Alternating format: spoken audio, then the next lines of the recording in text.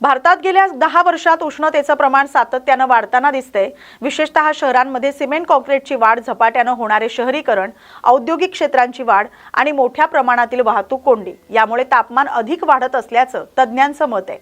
शहरांच्या तुलनेत ग्रामीण भागात तापमान कमी असतं, मात्र औद्योगिक आणि गर्दीच्या भागांमध्ये इतर भागांच्या तुलनेत 1.5 ते 2 अंश सेल्सिअस अधिक तापमान नोंदवलं जाते।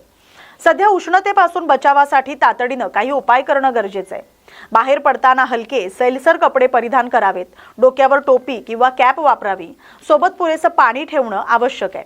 पेयांमध्ये चहा, कॉफी, सॉफ्ट ड्रिंक्स आणि मद्यपान टाळावं, त्याऐवजी लिंबू पाणी, नारळ पाणी, ताक आणि पारंपरिक सरबत यांसारखी पेय प्यावीत। शिळं अन्न टाळून ताजं अन्न खावं, अति तिखट मसालेदार पदार्थ टाळावेत, तसंच हाय प्रोटीन आहारही कमी घ्यावा असं तज्ज्ञांनी सांगितलंय। पाहिलं तर उष्णतेची लाट जी आहे ती आपण पाहतोय की दरवर्षी म्हणजे भारतामध्ये आणि महाराष्ट्रामध्येही मागील 10 वर्ष प्रत्येक वर्षीचा उन्हाळा हा पहिल्यापेक्षा अधिक कडक येतो आहे आणि याला क्लायमेट चेंजचे सगळे घटक जे आहेत म्हणजे एका अर्थानं वेगवेगळ्या मानवी ॲक्टिव्हिटीज त्याला कारणीभूत आहेत। म्हणजे एकीकडं खूप मोठ्या प्रमाणात वाहनांची संख्या असणं, त्याच पद्धतीनं आपली जी विकासाचं मॉडेल आहे ते मुळात खूप मोठ्या प्रमाणात सिमेंट काँक्रीट आणि याच्यावर अवलंबून असणं, या सगळ्या गोष्टींचा परिणाम जो आहे तो आपल्याला उष्णता वाढताना दिसतो आहे। कारण आपण बघतोय की शहरी भागात तर अक्षरशः अर्बन हीट आयलँड तयार झालेले आहेत की ज्या भागामध्ये बिल्डिंगची दाटीवाटी आहे, ज्या भागामध्ये इंडस्ट्रीज आहेत, ज्या भागामध्ये मोठ्या प्रमाणात ट्रॅफिक कंजेशन आहे, तर त्या भागामध्ये आपल्याला त्याच शहरापेक्षा 2 डिग्री सेल्सिअसनं जास्त तापमान दिसतं। याचा अर्थ असा की कशामुळे तापमान वाढतं हे आपल्याला दिसतं आहे आणि त्यामुळं आता आपला महत्त्वाचा भाग हे आहे की या तापमानाचा दुष्परिणाम मानवी आरोग्यावर होऊ नये याच्याकरता आपल्याला योग्य ती दक्षता घ्यायची गरज आहे। काय दक्षता घ्यावी लागेल आणि त्याप्रमाणे आपण उष्णता वाढते त्यावर काय उपाययोजना केल्या पाहिजे? पहिली गोष्ट म्हणजे आत्ता मी जसं म्हटलं की कोणत्याही संकटाकरता उपाय हे मुळात 3 प्रकारचे असतात की ज्याला आपण म्हणूयात की शॉर्ट टर्म मेजर जे आहेत की आत्ता लाट आहे तर आपण काय केलं पाहिजे।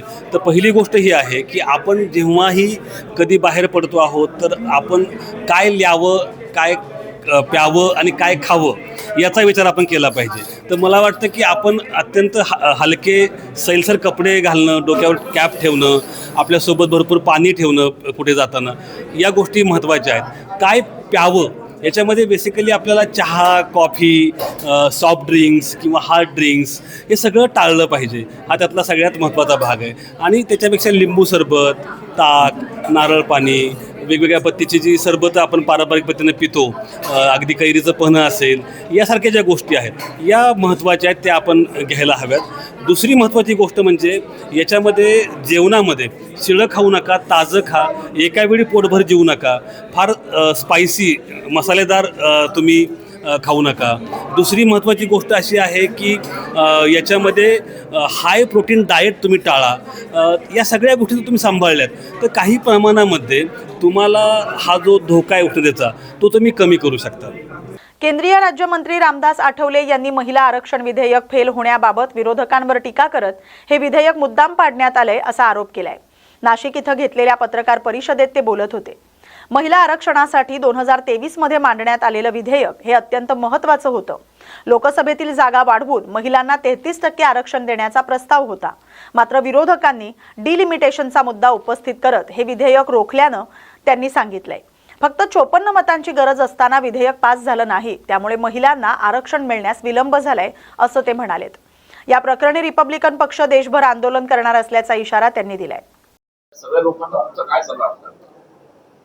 माझा सल्ला असा आहे की आता एकदा त्यांनी जाऊन रमेश आपल्या घरात बाबाकडे गेले होते। बाबा कशा असतात ते आता सगळ्यांनी पाहिलेलं आहे।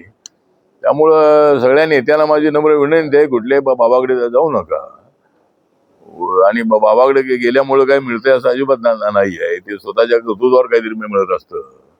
त्यामुळे अंधश्रद्धा आहे की बाबांनी सांगितलं की तुला मंत्रिपद मिळणार आहे, त्यामुळे 10-20 लोक जातात की मला मंत्रिपद मिळेल का नाही। मग दादा बाबा सगळ्यांना सांगतात की तुला मंत्रिपद मिळणार आहे, त्यामध्ये 4-5 लोकांना मंत्रिपद मिळतं।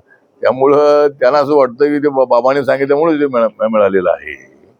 पण बाबाची एखाद्या गुणाच्या मोठ्या नेत्याची ओळख असेल आणि त्यांनी सांगितलं तर ते त्या पद्धतीने वेगळा विषय आहे. पण जी अंधश्रद्धा आहे ती असू नये आणि अशा बाबांकडे कुठल्या नेत्यांनी जाऊ नये असं आपलं मत आहे. बदलापूर नगरपालिकेच्या सर्वसाधारण सभेत शिवसेना आणि राष्ट्रवादी काँग्रेसच्या सदस्यांमध्ये जोरदार हमरीतुमरी झाली. शिक्षक आमदार ज्ञानेश्वर म्हात्रे यांच्या पत्रावरून राष्ट्रवादी काँग्रेसचे स्वीकृत नगरसेवक प्रभाकर पाटील यांनी आक्षेपार्ह विधान केल्यानं म्हात्रे यांचे भाऊ आणि नगरसेवक वामन म्हात्रे आणि तुकाराम म्हात्रे हे संतप्त झाले. यातूनच भर सभागृहात जोरदार वाद झाला. या वादाचे पडसाद पालिका आवारातही उमटले. शिवसेनेच्या कार्यकर्त्यांनी मोठ्या संख्येने जमाव करून पोलिसांसमोरच गोंधळ घातला. त्यामुळे काही काळ तणावपूर्ण वातावरण निर्माण झालं होतं. विशेष म्हणजे सभागृहात राडा सुरू असताना पोलिसांच्या उपस्थितीत इतक्या मोठ्या संख्येने कार्यकर्ते पालिका आवारात कसे शिरले असा सवाल उपस्थित होतोय. यशवंतराव चव्हाण मुंबई पुणे द्रुतगती मार्गावरून प्रवास करणाऱ्या वाहन चालकांसाठी महत्त्वाची सूचना जारी करण्यात आली. पुलाच्या तांत्रिक कामासाठी 23 आणि 24 एप्रिल रोजी दुपारी 12 ते 3 या वेळेत वाहतूक तात्पुरती बंद ठेवण्यात येणार आहे. महाराष्ट्र राज्य रस्ते विकास महामंडळाकडून देण्यात आलेल्या माहितीनुसार 23 एप्रिल रोजी मुंबईकडे जाणारी वाहतूक बंद राहील, तर 24 एप्रिल रोजी पुण्याकडे जाणारी वाहतूक थांबवण्यात येणार आहे. या काळात वाहनांना राष्ट्रीय महामार्ग 48 मार्गे किवळे देहुरोड तळेगाव या पर्यायी मार्गावर वळवण्यात येणार आहे. पुलावरील शटरिंग काढणं आणि रंगकाम करणं ही सुरक्षितपणे कामं पूर्ण करण्यासाठी हा निर्णय घेण्यात आलाय. बुलडाणा जिल्ह्यातील शेगाव शहरातील वाटिका चौक परिसरात सायंकाळच्या सुमारास भीषण आग लागून 7 दुकानं जळून खाक झालेत. या आगीत 2 गॅस सिलेंडरचा स्फोट झाल्यानं आग अधिक भडकली आणि मोठं नुकसान झालंय. मिळालेल्या माहितीनुसार शेगाव शहरातील वाटिका चौक इथं एका खासगी जागेमध्ये लहान व्यावसायिकांसाठी दुकानं उभारण्यात आली होती. दुपारी सुमारे 4 वाजण्याच्या सुमारास अचानक एका दुकानातून आग लागली. सुरुवातीला ही आग लहान प्रमाणात असली तरी काही वेळातच 2 सिलेंडरचा स्फोट झाला आणि या स्फोटामुळे आगीनं भीषण रूप धारण केलं आणि एका लाईनमध्ये 7 दुकानं पूर्णपणे जळून भस्मसात झाली. घटनेची माहिती मिळताच अग्निशमन दल घटनास्थळी दाखल झालं आणि आग आटोक्यात आणण्यासाठी शर्थीचे प्रयत्न केले. स्थानिक नागरिकांनीही आग विझवण्यासाठी मदत केली. या आगीत लाखो रुपयांचं नुकसान झाल्याची प्राथमिक माहिती समोर येते. मात्र सुदैवानं या आगीत कोणतीही जीवितहानी झाल्याचं वृत्त नाही. आगीचं नेमकं कारण अद्यापही स्पष्ट झालेलं नाही. पुढील तपास सुरू आहे.